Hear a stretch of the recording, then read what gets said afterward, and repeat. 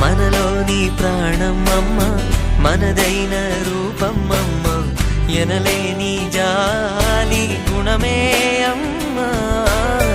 నడిపించే దీపం అమ్మ, కరుణించే కోపం అమ్మ, వరమిచ్చే తీపి శాపం అమ్మ.